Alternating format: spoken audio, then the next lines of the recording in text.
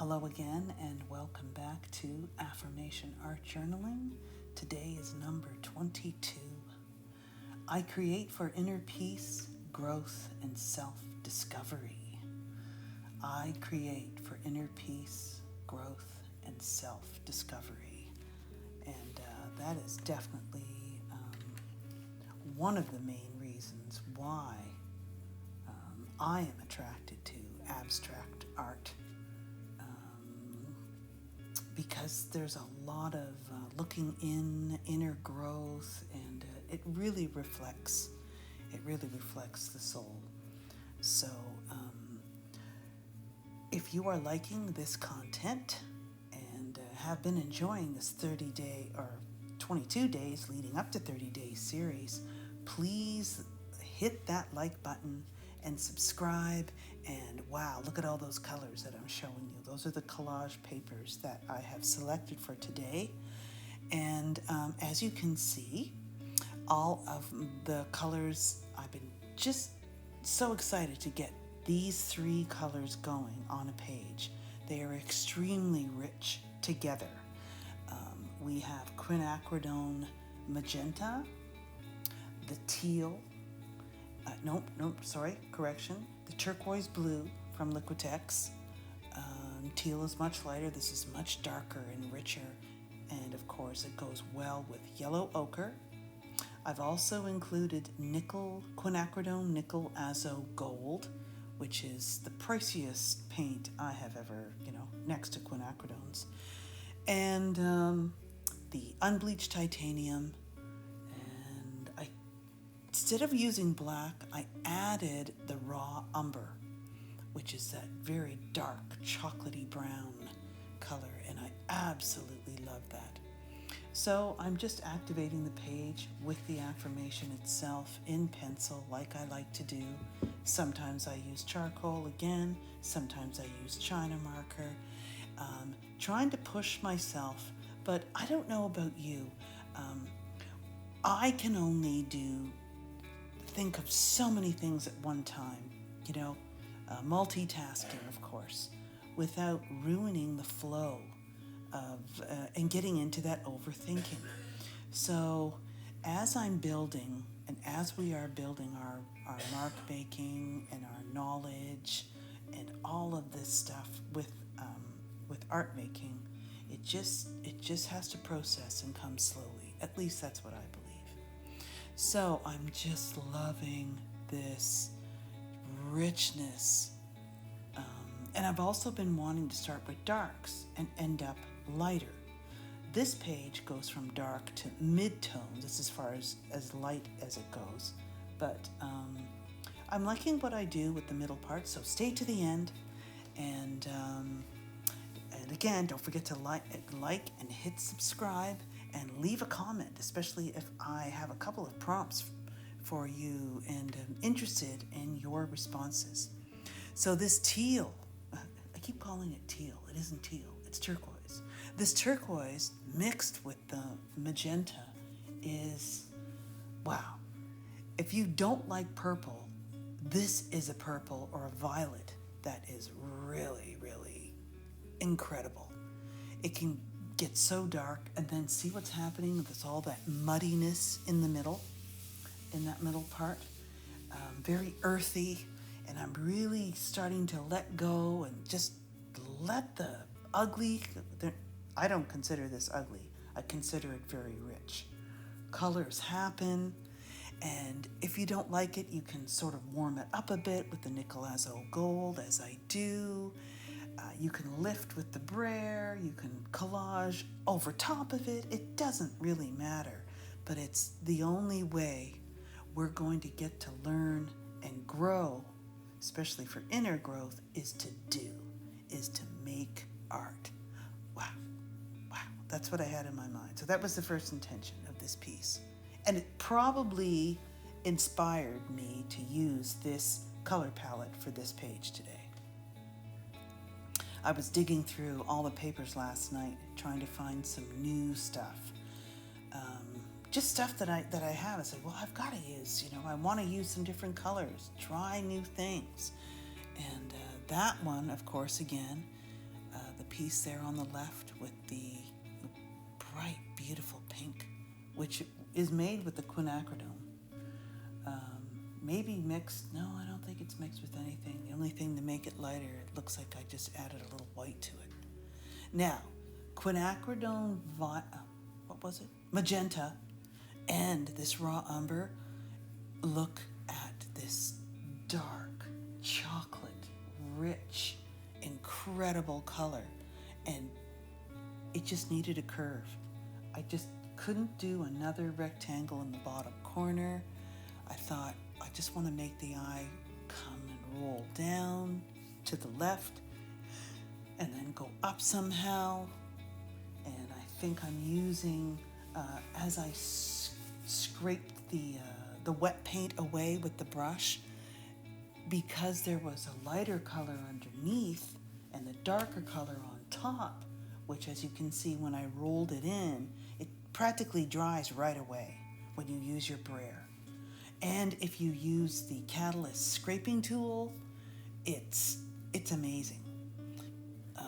So then I thought, oh, the teal's got to go with this dark. And I love it. I love it. I so need to find some other dots or make some other stencils for myself. Stamps. And I've got to carve some time. Now that I'm liking the certain marks, now I want to experiment and make some more similar but different ones. Oh yeah. So I moved it up just a little bit more because I didn't want it right in the middle. And I wanted, well, I could have moved it up a bit more and maybe, but I do something to the top which makes it a 1, 2, 3, well, sort of 4, really 3 sections. Wow, I'm just loving looking. It's so amazing when the generation to move, when I'm looking at the video, when I'm doing my voiceover. I've just been craving. After I do a neutral, I usually crave a colorful one, if you've noticed the pattern on the video series. Or I'll do 2 neutrals and then I just have to do a colorful one. And I love those neutrals though. So I was thinking, looking at the page just before I sat down and was doing this voiceover, you could have gone 2 ways. I could have used the unbleached titanium and gone with a lighter set of hexagons up at the top rather than deeper, and keeping that maybe with a little yellow ochre in it, and would have added to the gold but been a similar color but a lighter value. So that would have been a neat difference. So I have to keep that in mind. And that, I think, I will write in my notes, even right now as I'm talking. So, use lighter value and upper, I'll just say area or field next time. So, and you even just write the colors, yellow ochre and the other, beauty. And so, found my natural and black. This was a scrapbooking pad, a very small one. I got it at Michael's. That's my art store that's closest to me. And I got that metallic gold piece from it too, which is really, really cool. And I'm really liking the scraping away of the lines that I made when the paint was wet, with the nickel or an ochre, a warm, and then a transparent, and then an opaque on the top. So keep that in mind for next time. So, going a little in my default, as I first sit it in the middle and I'm going, no. I've done this so many times, and I'm going, ooh, let's break up this section, knowing that it's going to be super transparent, And then if it isn't transparent enough, you can always lay down a very thin stain of the quinacridone magenta at the end, which I do. Now, it doesn't soak in that well because this is the parchment tracing paper, which has a bit of a waxy film on it. But, hey. So then I'm starting with this contrasty light turquoise, and I just go, ew, why did I do that? I almost ruined it in a way. And then, of course, I do more. Don't even know if I like it now when I'm looking at it, but for some reason, I just needed some more of that turquoise throughout. So I deepen it, I add, if there's a layer that's too light, well, anything, you can cover it up, you can wipe it away, but instead of wiping away and even removing it, leaving it there and changing it, I find, and making, so I thought, okay, yeah, so just use the ochre on top, which the ochre and the turquoise and the magenta there in that area really, really look good. And you could stain over it. I forgot this color. The other color. So I'm going to do tomorrow's page is going to be the same, but I'm going to add the color I forgot, and it's Payne's Gray.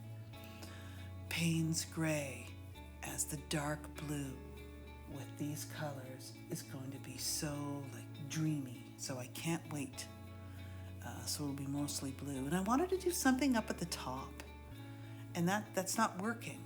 It's just, I didn't want to fall into the same pattern. I wanted something different.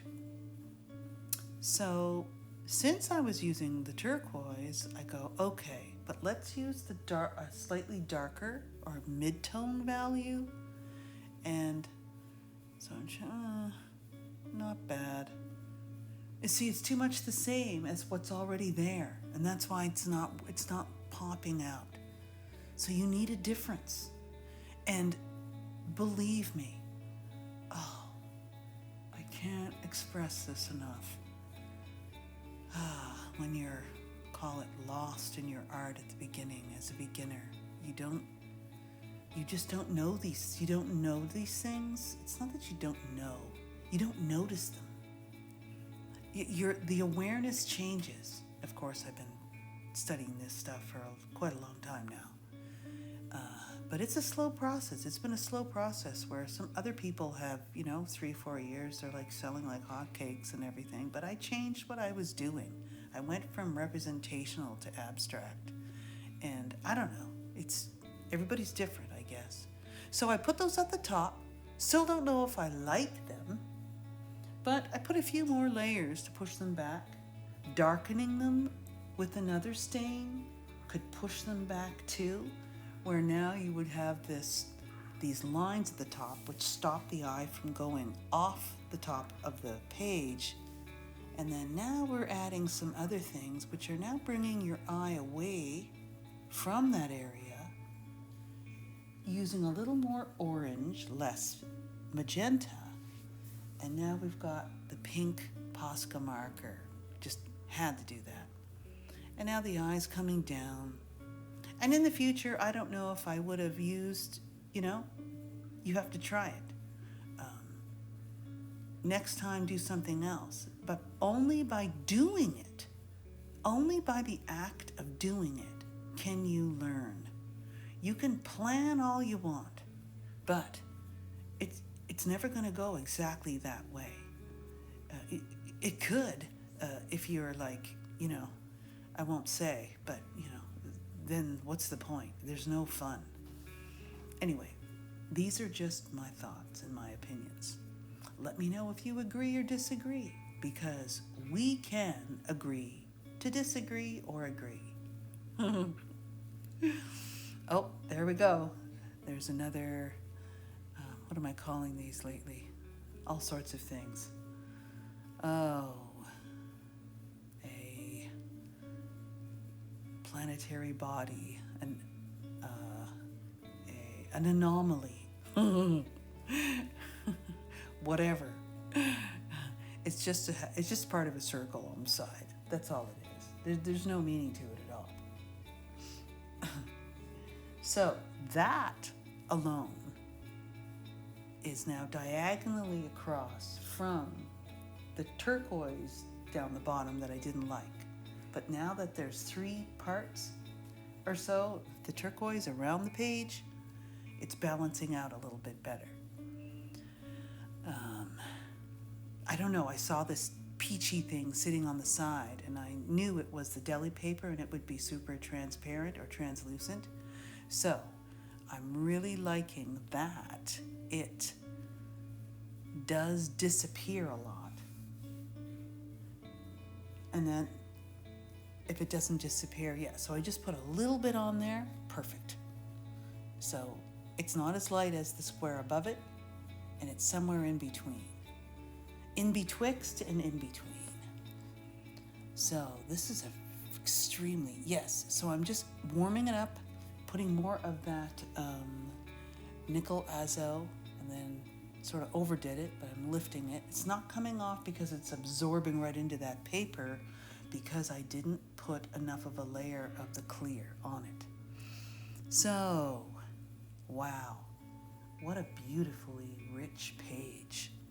So different from my other ones, especially that light one that I did a couple of videos ago. So if you are new to this channel, go back to video number 1, just of the Affirmation Art Journaling pages. I have Abstract Art Journaling, I have Of Earth and Sky, and I have almost about 30 of every series. And the tape here is lifting off quite nicely. As it dried, had enough time to dry.